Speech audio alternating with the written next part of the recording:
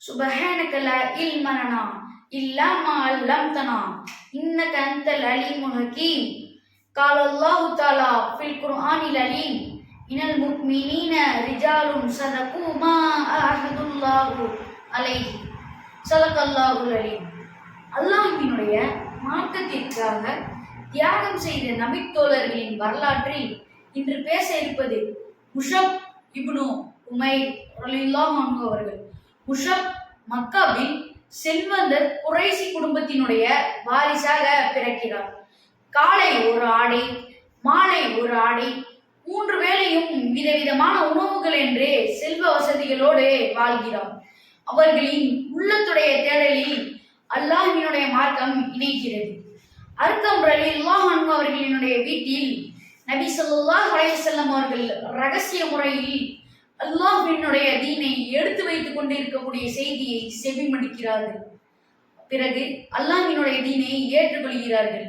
பின்பு தாய்க்கு தெரிய வருகிறது முஷப் இஸ்லாமிய மார்க்கத்தை ஏற்றுக்கொண்டார் என்று. தாய் ஆத்திரம் அடைந்தார்கள். முஷப், நீ இஸ்லாம் மார்க்கத்தை விட்டு வெளியேறு, இல்லை என்றால் வீட்டை விட்டு வெளியேறு என்று எச்சரிக்கை செய்தார்கள். முஷப் ரலியல்லாஹு அன்ஹு அவர்கள் சஹாபாக்களோடு அபிசீனியாவிற்கு ஹிஜ்ரத் செல்கிறார்கள். அங்கிருந்து திரும்பி வந்த முஷப் நேராக நபி ஸல்லல்லாஹு அலைஹி வஸல்லம் அவர்களை சந்திக்க செல்கிறார்கள். பிறகு தாயை சந்திக்க செல்கிறார்கள். தாய் கேட்டார்கள், முஷப், உன்னை பெற்று வளர்த்தெடுத்த தாய் நான் இங்கு இருக்கும் பொழுது நீ முதலாவதாக முஹம்மதை சந்திக்க சென்றிருக்கிறாயே, நீ இதுதான் என் மீது வைத்திருக்கும் அன்பா என்று. இதற்கு முஷப் ரலியல்லாஹு அன்ஹு அவர்கள் சொன்னார்கள், தாயே, நீங்கள் என்னை இருளடைந்த கருவறையில் இருந்து வெளியே கொண்டு வந்தீர்கள். ஆனால் முஹம்மது ரசூல் என்னை இருளடைந்த என்னுடைய வாழ்க்கையில் இருந்து வெளிச்சத்தை கொண்டு வந்தார்கள். எனவே உங்கள் மீது வைத்திருக்கும் அன்பையும் பாசத்தையும் விட நான் அவர்களின் மீது அதிகமாகவே வைத்திருக்கிறேன் என்று சொன்னார்கள். தாயே, நீங்கள் என்னுடைய செல்வத்தை பறித்துக் கொள்வீர்களா? எடுத்துக் கொள்ளுங்கள், எனக்கு தேவை அல்லாஹ்வுடைய மார்க்கம் தான் என்று சொல்லி வீட்டை புறக்கணித்து விட்டு செல்கிறார்கள். மக்காவில் நபி ஸல்லல்லாஹு அலைஹி வஸல்லம் அவர்களோடு ஏழ்மையான வாழ்க்கையை வாழ்கிறார்கள். நபி ஸல்லல்லாஹு அலைஹி வஸல்லம் அவர்களோடு குர்ஆனை ஓதுகிறார்கள். பிறகு அதில் சிறந்த அறிஞராக விளங்குகிறார்கள்.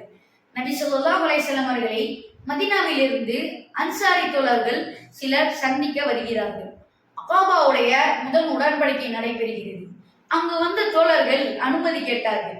நாங்கள் மதீனாவிற்கு திரும்பி செல்கிறோம், எங்களோடு உங்களிடத்திலிருந்து அல்லாஹ்வினுடைய தீனை எடுத்து வைப்பதற்காக ஒரு நபரை அனுப்பி வையுங்கள் என்று.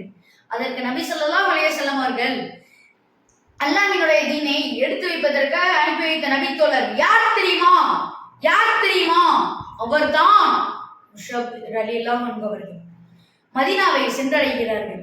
நபி ஸல்லல்லாஹு அலைஹி வஸல்லம் அவர்கள் மதீனாவிற்கு வருவதற்கு முன்னதாகவே இஸ்லாமிய சாம்ராஜ்யத்தை மதீனாவில் அமைக்கிறார்கள் முஷப் ரலியல்லாஹு அன்ஹு அவர்கள். பின்பு பத்ருடைய போர்க்களம் வருகிறது. அந்த போர்க்களத்தில் தன் உடன் பிறந்த சகோதரர்கள், ஆம், தன்னோடு தோழமை கொண்ட குடும்பத்தையே எதிர்த்து போர் செய்தார்கள் முஷப் ரலியல்லாஹு அன்ஹு அவர்கள். பத்ருடைய போர்க்களத்தில் கலந்து கொண்ட சிறப்பையும் பெறுகிறார்கள். உஹதுடைய போர்க்களம் வருகிறது. உஹதிலே கொடியேறக்கூடிய வீரராக முஷப் ரலியல்லாஹு அன்ஹு அவர்கள் நியமிக்கப்படுகிறார்கள். சஹாபாக்களில் சிலர் நபி ஸல்லல்லாஹு அலைஹி வஸல்லம் அவர்களின் வார்த்தையை மீறியதால் நடந்த குழப்பத்தின் காரணமாக நபி ஸல்லல்லாஹு அலைஹி வஸல்லம் அவர்கள் எதிரிகளால் குறிவைத்து தாக்கப்படுகிறார். அந்த நேரத்தில் முஷப் நபி ஸல்லல்லாஹு அலைஹி வஸல்லம் அவர்களை பாதுகாப்பதற்காக உருவத்தில் ஒத்திருந்த முஷப் போர்க்களத்தில் இருந்து தொலைவில் சென்று கொடியை உயர்த்தி அல்லாஹு அக்பர், அல்லாஹு அக்பர் என்று தன் பக்கம் திசை திருப்புகிறார்கள். அவர்கள் வலது கையில் கொடியை ஏந்தி கொண்டு நிற்கிறார்கள். வலது கை வெட்டப்படுகிறது. இடது கையில் கொடியை ஏந்தி கொண்டு நிற்கிறார்கள். இடது கையும் வெட்டப்படுகிறது. பிறகு முஷப் ரலியல்லாஹு அன்ஹு அவர்கள் உஹதுடைய போர்க்களத்தில் ஷஹீதானார்கள்.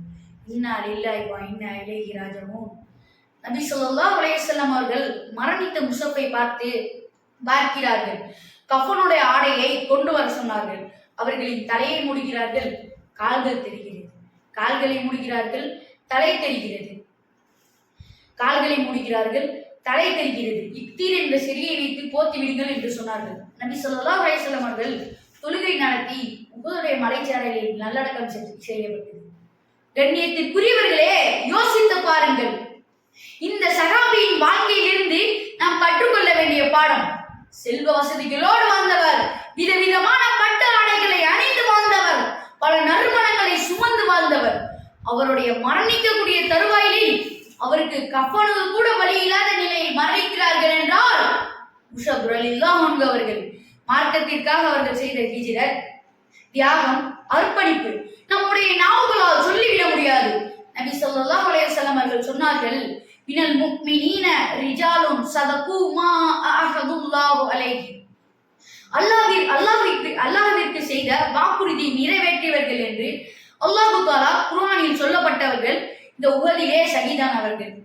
அல்லாஹ் தஆலா இந்த வரலாற்றில் இருந்து படிப்பினை பெறக்கூடிய மக்களாக என்னையும் உங்களையும் ஆக்கி அருள்வானாக. வாஹிர தௌபானா அனில் ஹம்துலில்லாஹி ரப்பில் ஆலமீன். அஸ்ஸலாமு அலைக்கும் வரஹ்மத்துல்லாஹி தஆலா வ பரகாத்துஹு.